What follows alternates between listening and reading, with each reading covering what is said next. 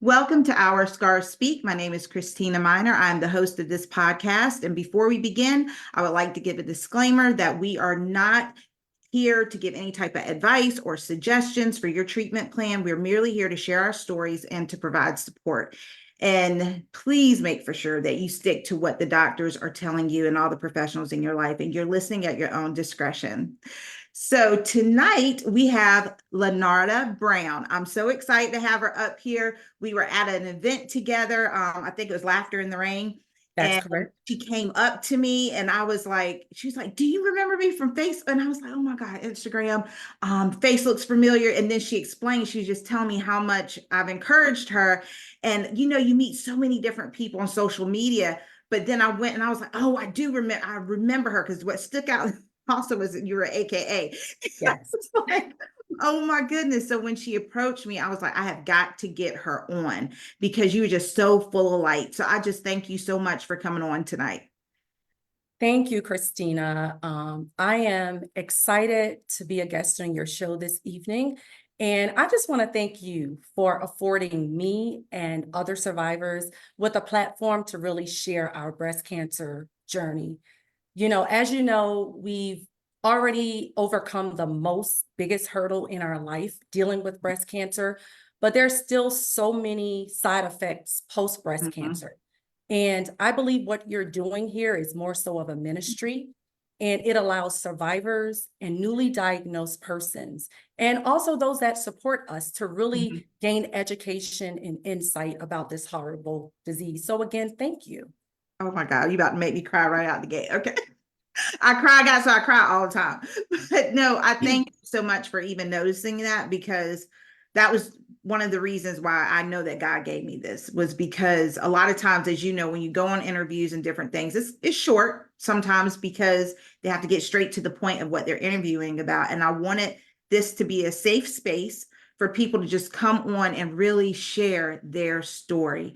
And some people are like, well, how long is it going to be? And my thing is, it could be as long as you want it to be, really, because this is your story. So I thank you for even saying yes and entrusting me to guide you through this process, which you're not going to have a problem with at all, because you are just brilliant at everything that you do.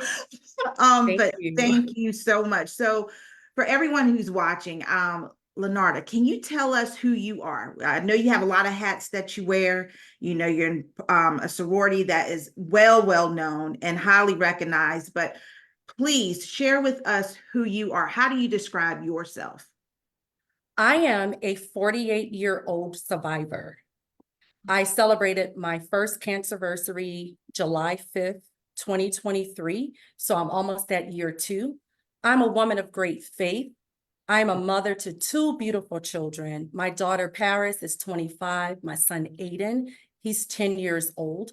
I'm a 1998 graduate of Johnson C. Smith University in Okay. Charlotte, North Carolina, where I obtained a BA degree in political science with a minor in criminal justice. So I've spent the majority of my professional career in big law. I am currently employed as a diversity and inclusion specialist at McGuireWoods, and I enjoy spending time with my family and my friends, shopping, exercising, bowling, just to name a few. But there's something that I want to share at this moment. During my breast cancer journey, I was able to fulfill a lifetime dream of mine. And that dream was I was initiated into the first intercollegiate, historically African American sorority, Kappa Alpha Sorority Incorporated, Xi Upsilon Omega chapter in Fredericksburg, Virginia. So that meant a lot to me, because a diagnosis that really could have rocked my world, because I was diagnosed April 13th, 2022. I was initiated June 5th, 2022. So through it all, I refuse to allow my diagnoses to stand in the way of my goals, my dreams, and my aspirations. I love it. And for some people may not know, but sororities, fraternities, it takes a lot. You have to do a lot, to be a Yeah. part. And for you to go through that while you were, diagnosed, gone through treatment, that says a lot in itself. because some people don't understand the magnitude of treatment, and some people don't understand the magnitude of being part of or getting into becoming a member, part of the sorority that you're part of. And I never joined a Greek sorority, but I have always given the highest praise to them, because they are just magnificent. And I see the things that you all do in the community, Yes. and it should always be recognized. So that's why I wanted to make for sure on your flyer that it definitely stated that. I knew you're a survivor, but I wanted to make for sure that was incorporated as well.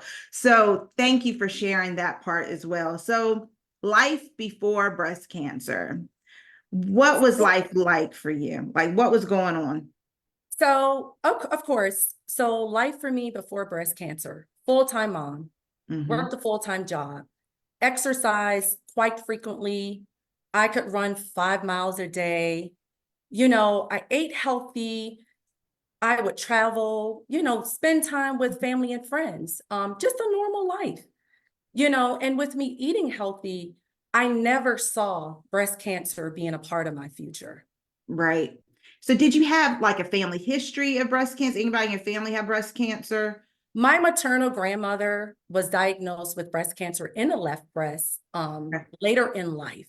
She did not pass from breast cancer. And my paternal aunt, she was diagnosed with breast cancer in her left breast. My grandmother had a mastectomy. My aunt had a lumpectomy, but my aunt's still here. There was like no other people in my family with breast cancer. So this was very shocking to me.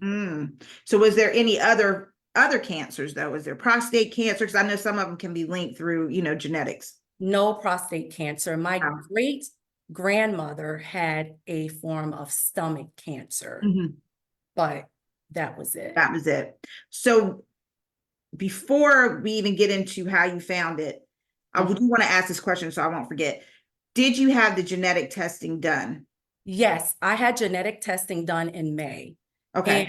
And that was at the onset of my doctor, Mhm. knowing that I was young. I was 46 at the time when I was diagnosed. So she wanted to make sure my Okay. children were not affected. So that was one of the tests that she ordered early on for Okay. me And, to do. and So did it come back negative? it came back negative.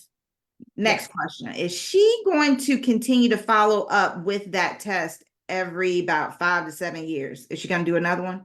Yes, Okay. I can truly say I prayed for a great medical team Mhm. that would support me, encourage me, and love me as their own. And Christina, I received that. Good. I Good. received that. So I know during that journey, they ordered tests for Mhm. me and encouraged me as if they would have encouraged their own family member. And that And was, yeah, that's a good point, because I know for me, I was like, look, you tell me what you think, but also treat me as if I'm your mama. yes. I had a pretty good chance if it was the mama. I was like, treat me as your mama, because if I say yourself, you might not treat me that well, or your sister or whatever. I don't know. The dynamics could be the same for the mom, but I knew how my doctor felt about her mother, and her mother had gone through breast cancer. And you're right. You need to pray that, like, can you please, Lord, give me someone who will treat me like family and good family. So that's good. I'm glad they followed up with you, because a lot of people I'm finding do not know that even though they showed up negative for that genetic testing, that when the panel changes about every 5 to 7 years, they should get retested, because there may be a new mutation out there, genetic, that we may have actually, which I'm not claiming, but still, it's good Yes. to test it. So how did you discover a lump? Share with us how you even came about this diagnosis, because if I'm not mistaken, you were getting your mammograms every year, correct? Yes, my last mammogram was October 27th in 2021. Mhm. So in mid-February, I was taking a shower and I decided to do a self-home check. And I felt the lump in my left breast. And so when I got out of the shower, I immediately went to my mirror, Mhm. and I'm looking in the mirror and I'm like, I'm 46, perimenopausal, this could be something to do with my menstrual cycle. So let me just make sure I'm feeling what I thought I felt. And it was there. And it resembled a ball that you would get out of the gumball machine. And so I then began to check the right breast to see if it was the same, and it wasn't there. But I will say to you, in that moment, Mhm. did it cross my mind whether or not it was cancer? It did. But Okay. I looked at myself in the mirror and I said, God, whatever it is, I am going to trust you because it is beyond my control. Mm-hmm. And I carried that with me every day of my life because whatever it was, I couldn't do anything about it. But I Right. know where my faith was. Mm-hmm. And I knew that God would heal me. And that is what I asked, to heal me. I love it. I love it. Yeah, faith to take you a long way. Even, some people are like, well, did you have moments where you cried? Yeah, I did. I Yes. went through every emotion possible. Yes. But one thing remained the same was his word. And Yes. we lean upon that and we walk by faith. So yes, thank you for sharing your faith with us as well. So when you found the lump, and did you have any other symptoms? Was there any other like dimpling, inverted nipples? That was all. That's the thing. I had no symptoms, no Mm, nipple discharge, no inverted nipples, no pain, no redness, none of that. wow. So this was strange for me. So Right. that was mid-February. So I decided that I was going to monitor it for a while. And then in March, I Mhm. went in for a breast exam. And I met with my OBGYN and I pointed out the area where I felt the lump. And it was at that point, he examined me and he said, well, it feels more glandular, but I need to be sure. But in the interim, I'm going to give you an A+ because you're doing what you need to do at home. Right. Right. So, Wow. um, So, well, that makes sense because of the shape of it. He probably did think that it was like a gland or mhm. lymph node or whatever. So he did do a follow-up with you. So he did what were the next steps that he told you to do? So my next steps were, he scheduled me for a breast ultrasound. Okay. And Oh, so, we're on the heels of COVID, so it's hard to get an appointment. So in April, I went in for a breast ultrasound. And so they okay. started off by doing another mammogram. They had all of my film from the past years of, Mhm. me being here. I've been here for about 5 years. So they had all of my film over time span. Oh, good. Reviewed those. We did a breast ultrasound. And I just remember the radiologist just focusing on that particular area. And I just felt she was taking too long. So Mm-hmm. at that point, I knew it was something. So when the doctor came in and he's like, Linarda, can you show me exactly where you felt the lump? Mm-hmm. And I showed him, and, I could see them looking on the screen, and I'm like, yeah, it's something. It's something. Yeah. And so then I heard, you know what, it is a mass, Linarda, and we need to do a biopsy. But Mm. they acted fast because I had my biopsy done that very same day. Really? Yeah, it was a Friday. I had the biopsy done immediately thereafter. They made a few Wow. phone calls to get Mhm. approval, and they had me back into the exam room so that we could do the biopsy. Wow. Yeah, that is fast because usually it's like maybe within the week, but it's not usually the same day. So Yeah. that's if you don't, now you may not want to share, and that's fine. But where did you go get to for your treatment? Johnson Willis Okay. Imaging Center there. Okay. Yeah, because it's good to know because some people are looking for second opinions, and it seemed like your team is obviously very good at what they do. So I like to definitely share information like that if the guests are willing to. So you did your biopsy, Yes, and because I already told you had a mass, yes. what happened next after the biopsy? So the obvious, we waited. I was scheduled April 13th to go in and have my results read by Dr. Keller. Okay. And I went in and they called me. I had my sister with me. They took us into a small conference room, Hmm. and there was a nurse navigator sitting right there, Doris, next to Dr. Keller. And, she pulled out her report and, she says, well, Leonardo, we have your results back. and you have stage 2 invasive ductal carcinoma. And in that moment, I just stared at her and I said, okay. And so here I have my youngest sister that's supposed to be my support. She's falling apart. And I just remember looking at her and saying, it's going to be okay. Right. I'm going to get through this. So even after hearing that I have stage 2 breast cancer, the only question I had for Dr. Keller was, what size is the tumor? Now, I don't know, many people may say, why is she so concerned about that? She's not concerned about cancer.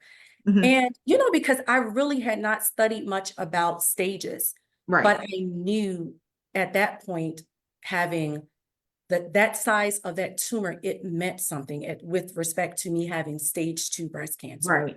But again, I just chopped it up because I said, okay, God's got me.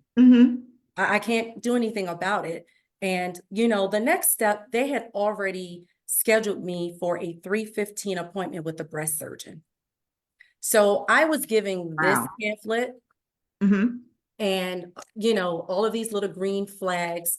The nurse navigator had already flagged everything that was relevant to my type of cancer, different questions to ask when I meet with my surgeon. So we left out. So we came back to my house. And so, I had my mother that lived out of state that was waiting to hear the results. And I had my daughter that was here that was waiting to hear the results. So, it was that moment where I had to break the news to both of them. And I remember it so vividly, my mother being in Sam's Club. And I'm like, well, no, Mom, I'll call you back. And then her telling me, no, I need to know what's going on with you. Right. And then me sharing that news and her having her moment and me saying, wait, pause, hold up. I don't want a pity party. I'm going to beat this. We're going to get through this. But, it resonated later that that was my mother. And I've never had to experience my daughter telling me she's now been diagnosed with breast cancer.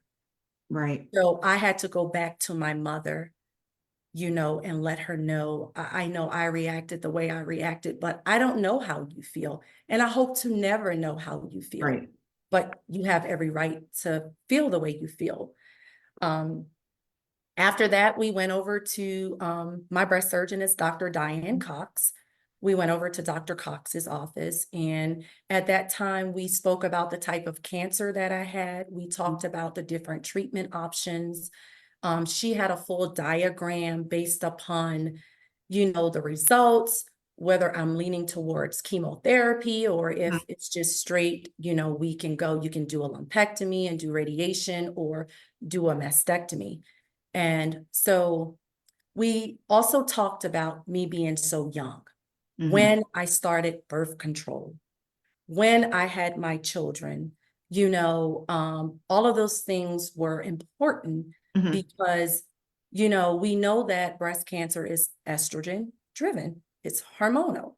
So we had that conversation.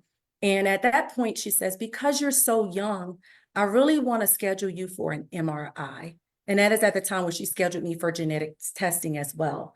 So the very next week I went in for genetics testing. And then a couple of days later, I went in for my MRI. Okay.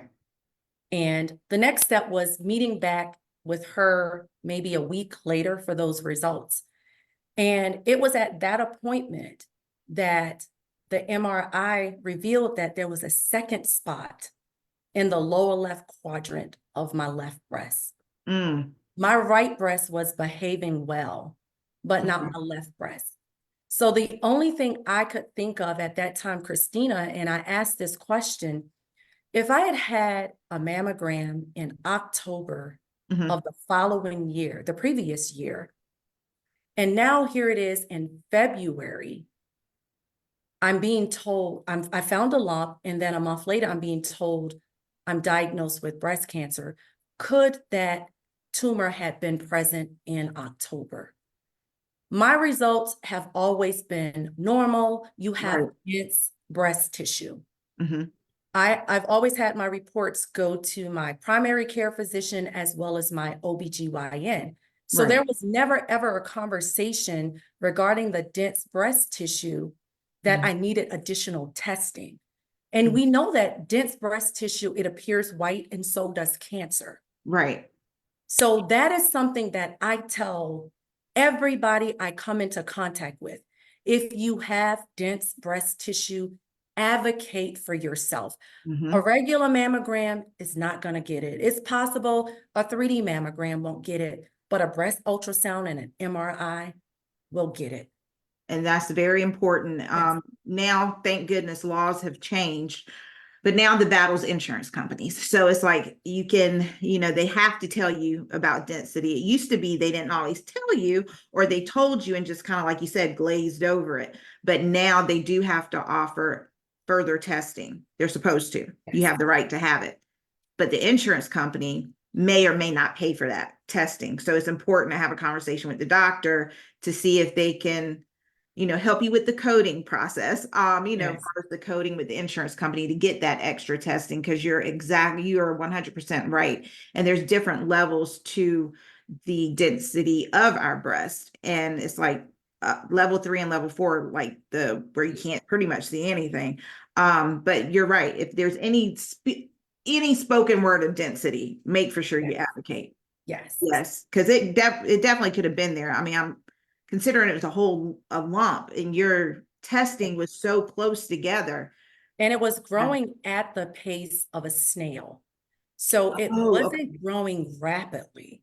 okay. So that was, the reason why I questioned, could it had been there? Hmm. Because now we're at like, a stage 2. Right. But Because it could have been there for years. Because I think by the time it actually forms as a lump, it can be years. yes, almost, I think Years. 5 years. Yeah, 5 to 10. I mean, Mhm. it depending on how fast it grows. Yeah. So, yeah, it's so interesting how once we become knowledgeable that we have cancer, it's like we become like just learning as much as possible, because we don't Yeah. want anyone to go through what we've been through, or if they have to, we want to be able to kind of give them some information, some knowledge that we may have not, had privy to prior to. So with that being said, with your mom, that wow, that almost made me cry, because I think for us, and a lot of, you can agree or disagree, but when you're in the moment of, okay, I got to fight now, it's sort of like everything else. You become very tunnel vision. Like, okay, I got to stick to my plan. I got to focus on God. I got to stick to what he's telling me to do. And you don't mean to be, because at the time it may sound kind of rude to other people who are trying to love on you, but that vulnerability piece, especially when you've been strong for so long and helped, because you Mhm. seem like this person, you've been strong and helping people, and That being that has been person. my life. Yep, that person that people come to, and now things have flipped, but yet you're trying to hold on to, I don't have control, God has control, but I still got to focus. So I can't have what I am deeming to be not necessarily negative, but anything that can make me like come down from Yes. where I'm at. But at the same time, like you stated later, you realize like my mother meant no harm in that. No one means harm in it. And for a caregiver, it can be difficult for them. I feel sorry. I know for mine, oh God, I was a mess. But but I was just, because I was trying to fight and I wasn't really paying attention to some of the things I was saying. So Yeah. I think just for you to say that you even went back and apologized to your mom, because you obviously have a very good support system. Um, Yes. that was good in itself. And I'm sure it was comforting to her. Yes. So, but it was at that appointment, Mhm. Christina, that I made the decision that I was going to have a double Double mastectomy. mastectomy. Mhm. And I made that decision because, for one, I was young. I Mhm. didn't want to put my body through this again. And I definitely did not want to put my children or my family through it. Right. So I felt if I took that route, it would lower the recurrence rate. Mhm. And that's what I did. So I spent the entire month of June, doing post-op, pre-op testing, pre-op consultations, because I elected to do reconstruction immediately after surgery. Okay. And so we fast forward to June 23rd, I went in for nipple sparing, bilateral nipple sparing, and a lymphoscintigraphy where they removed the parent lymph nodes to test them to see whether or not the cancer had spread. Mhm. And it had not spread anywhere. So July 5th, I went in for my double mastectomy and reconstruction. And that was the end of that part of the journey. So I'm now in recovery mode. I am going to see my plastic surgeon every week, to get my tissue expanders filled. Mhm. And fast forward to September. I had my last visit with my plastic surgeon. I was to go the next week so that he could release me for radiation. And my tumor came back. I had a positive tumor margin. Mhm. So we discussed radiation. And so, but of course, I couldn't start that until I was done with the tissue expander fills. And because I've examined my body so well, and especially during this journey, I really, really paid attention. Mhm. September 21st, that night when I got ready to shower, I noticed something different about my left breast. It just did not look the same. There was a little bit of oozing, but I had no fever. I had no chills. I had nothing that indicated I had an infection. So the very next morning, I called my plastic surgeon. I went in and they did a culture, and, just from the look in his eyes, I knew it wasn't good. Mhm. And he explained that we were going to have to go back to surgery. Wow. So September 23rd, I had my left tissue expander removed. Very dark place in my life Mm. because everything was happening so easy for me. There were no hiccups. So this was my first hiccup. Okay. And, I had a great support team that supported me, encouraged me, reminded me that there's more to life than breasts. Mhm. But, I felt I'd gotten to the place I needed to be. And so I finally got myself together, trucked along. October comes along. I participate, making strides against breast cancer walk. First time as a survivor.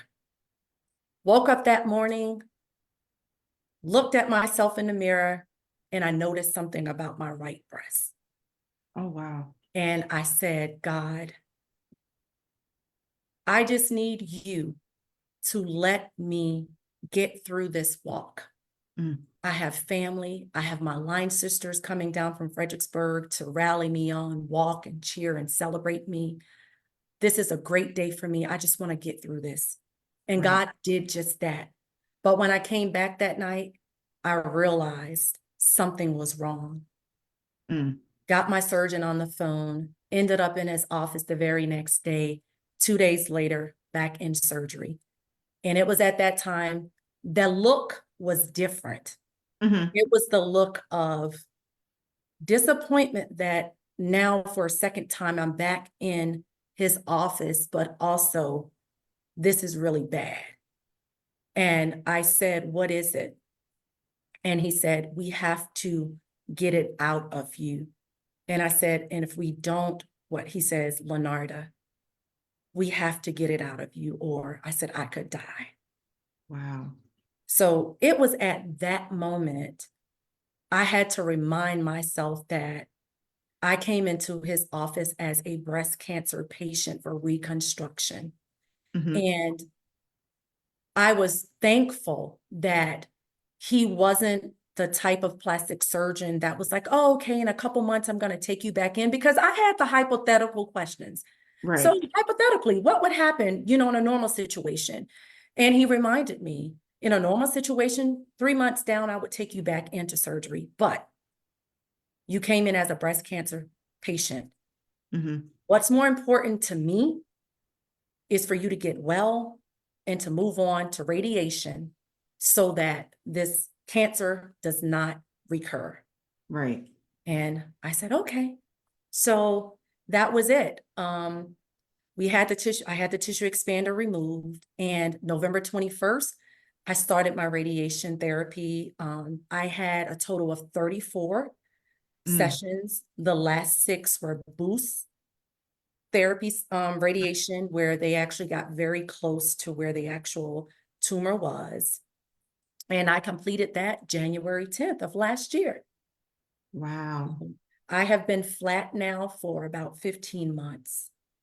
Okay. So you had an infection in both sides. You had an infection. Yes. Let me ask you a question. You had a picture that you allowed us to have on the reel, and there was one where you exposed your breast, and it looked like, I was like, oh, she must have had nipple sparing, because it looked like your nipple was spared, and just how they did the surgery. However, was that also infected at the time, or that was just from the nipple sparing and it was?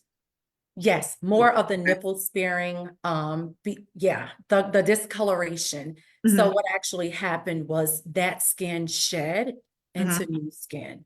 Okay. So I wasn't infected at that time. The picture that you're talking about, I was still, I had the, It looked like right after surgery, pretty much. yes, right after, for the most part, yes. Okay. And so you've had both of the expanders taken out. So Yes, you've been flat yes, all this time, which I had no clue. So yes. I use enhancements, yeah. I use those, but I have been flat for 15 months. Wow. Well, you know my story too. Yes. So, yeah, very much flat over here as well. So are you planning, or you haven't made up your mind? Because it's a very personal choice. And a lot of people are like, well, what did you do? But Mhm. it's so personal, in the sense of it's our decision to stay flat, or to use enhancements, or to go back and get surgery again. There's always that option. Do you think you'll get reconstruction again, or are you okay with how you are and you're not doing any more surgery? So I've thought about reconstruction. I've consulted with a new plastic surgeon, to see what my options are. I did that last year.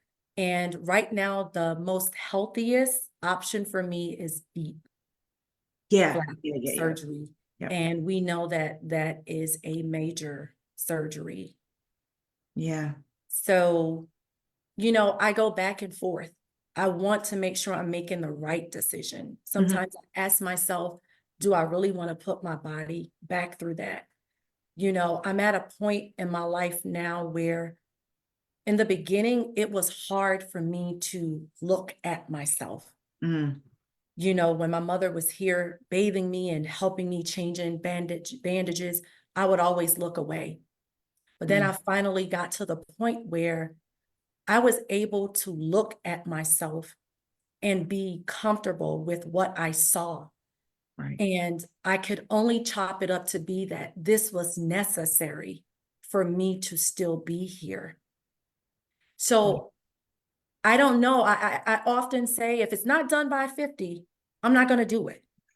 But, I really don't know, because at the end of the day, unless I share that I'm Mhm. using enhancements, no one knows.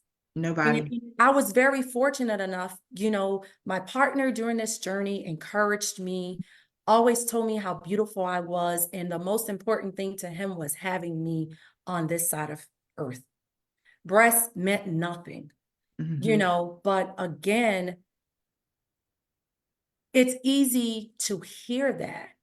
But when you're the person that have gone through it, it's kind of hard, because there are days, no matter how strong I am in my faith, there are days I have looked in the mirror and I have said, did I really have breast cancer? Did this really happen to me? Am I dreaming? When am I going to wake up? Somebody just wake me up.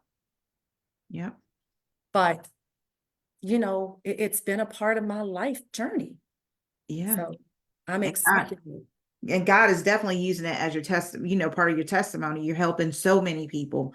And I just thank you for your vulnerability and your transparency right now, even sharing about that, far as the decision making, because if you go flat, you can always go back and have more surgeries.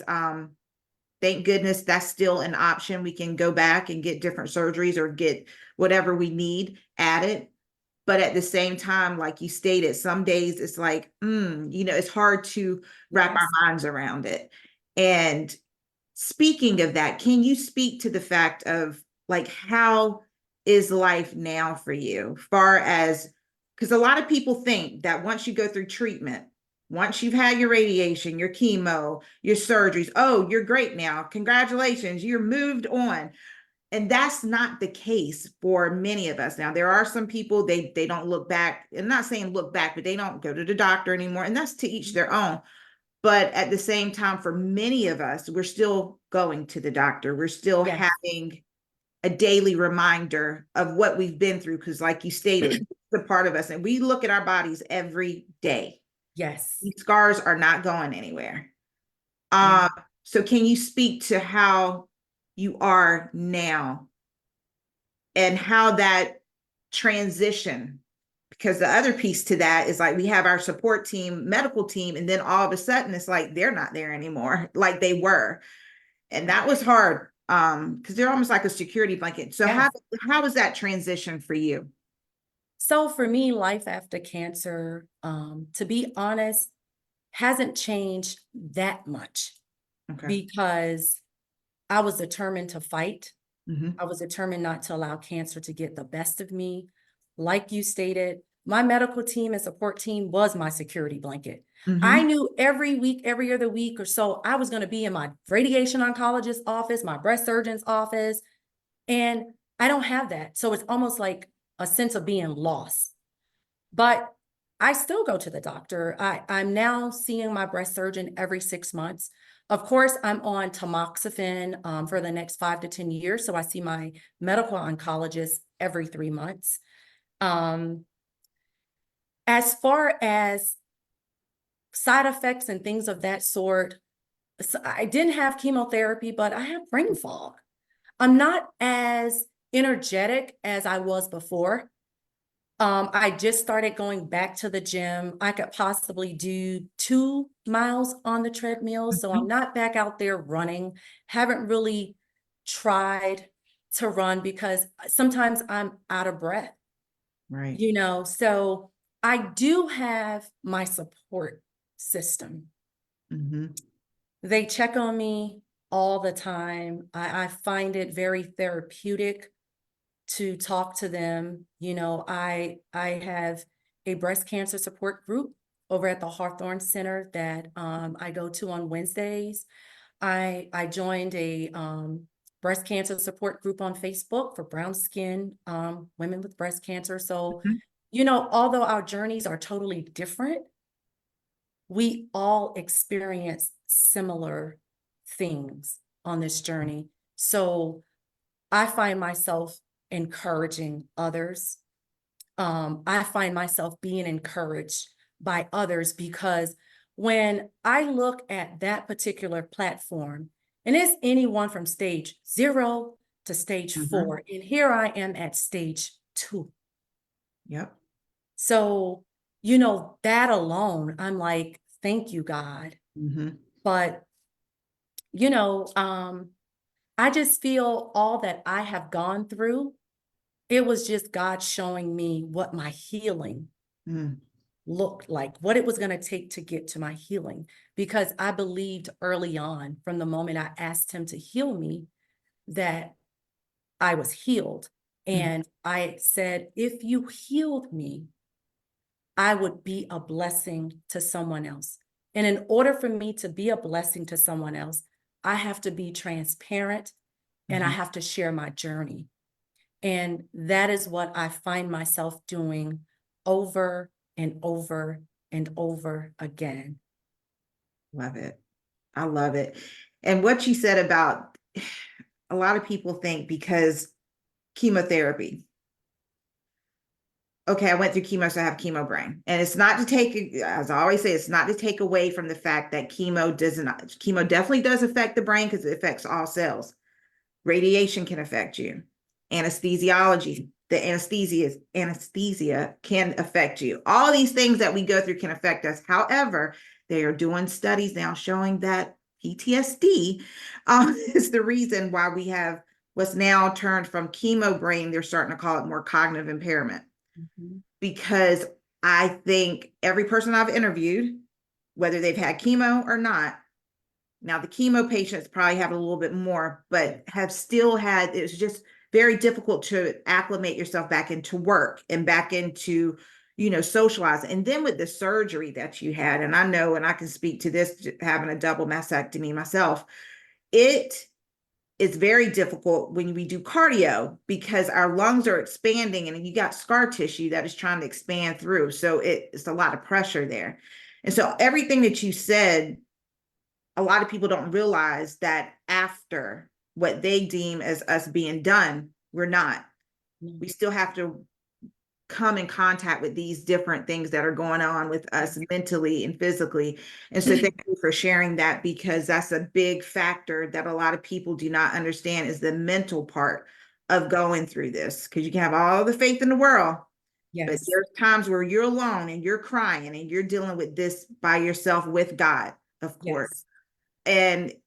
And I think in those times though, he definitely does, he molds us and he shapes us, and it's okay to have questions, because he's right there for us. And I just think your story is so beautiful, and definitely engulfing every aspect of your spiritual journey. Like you stated, you didn't, you had some days where you were low, and Yes. that's important to share that as well as those days that's like, yeah, I'm fighting hard, but sometimes you're tired.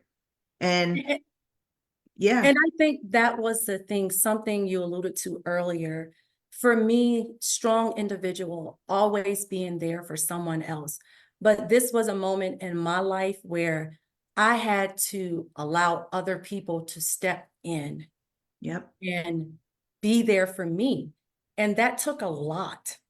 Mm-hmm. That took a lot for me to really just surrender and say, okay, I trust that you're going to do it the way Mm-hmm. I would expect it to be done. I trust you're going to advocate and really be there for me. But that was really hard for me. It was really hard. And I think when I look back, the one thing that I can say is that my faith did something to my support team, Mm-hmm. because them seeing the faith that I had really helped them Mm-hmm. grow stronger in their faith. Because I didn't care what the doctors were saying. I just knew how crazy God was about me. And I would often tell them, okay, but you don't understand. He's crazy about me. And he's going to show you guys. He's going to Mm-hmm. show you guys just how much he loved me. But, Yeah. that was just my whole thought process throughout it, just allowing other people to come in and love on me and do the things that I have been doing for years, pouring so much of myself out into Mhm. them. Yeah. And that's so hard. So Very. very hard. So very hard. And that vulnerability piece is something that I remember one of my friends was having a conversation with me, and I said, at this point, I am trusting God in order to trust everybody else. Because I had a problem of letting go, the control aspect of it as well. We've been in control of certain aspects of our education, this, that, and the third. And then just like, oh, your health, you have no control at all. You have to sit it down and really, really hear God and trust Him Right? for every aspect of you and everyone around you. And I think because we can walk by faith, and faith without works, as we know, is dead. However, to trust someone is a whole nother level. And Yes. that place that you're talking about, I so definitely can relate to that, especially being the one that, yeah, you're there for everybody. Yeah. So, is there anything else that you want to share? I'm gonna get to your song, but is there anything else that you want to share? Anything you're doing? Anything you're getting ready to do? Share anything I that am they just, doing? what's that? Anything that AKAs are doing? Because I know y'all always doing stuff. No, I love it. I love the sister. Serving our communities, of course. Yeah. We are getting ready for our annual regional conference in Okay. April. That's in Charlotte, so I'm looking forward to that. Awesome. And I think you have, yes, you have some sisters on tonight. I'm looking at their you have to go back and look at the things that people are typing. Yeah. So that is great. So what else, anywhere where people could reach out to you, or do you have like any website or Facebook page or anything that you want people to communicate with you through? I'm on, I have two social media platforms. Facebook, I can be found there by typing in Linarda Brown, and I'm on Instagram, and you can type in Linarda Brown to find. Okay. Is there anything else that you want to share? Because you know, this is your story. This is your time. I just want to say that our scars do speak to who we are and what we have been through. And for any young woman, seasoned woman that's watching this live tonight, I know a lot of times people feel that, for me, I'm a private person, but as I stated earlier, this is what I promise God. Mhm. A lot of times we go through this journey and we just bottle up our feelings and we put it on the shelf. It's okay to share your journey. You never know who out there might be experiencing what you have gone through. And until you open up and share the goodness of God, nobody will be able to know, what God could do for them if, so I just truly believe that we have to really speak to Mm. who we really are Mhm.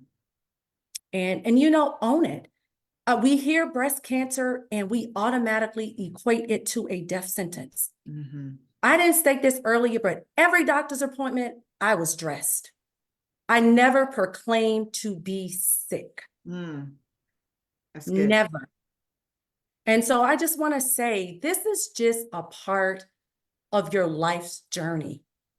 No matter what stage, if you have faith to fight and believe, and if you just feed your spirit with positivity, you will overcome breast cancer. I love it. Oh, that's so good. Yeah. So you had a song, and you know Yes. you had a song with your reel. So I would love for you to tell us the name of your song, and then also who the artist is and why you chose it.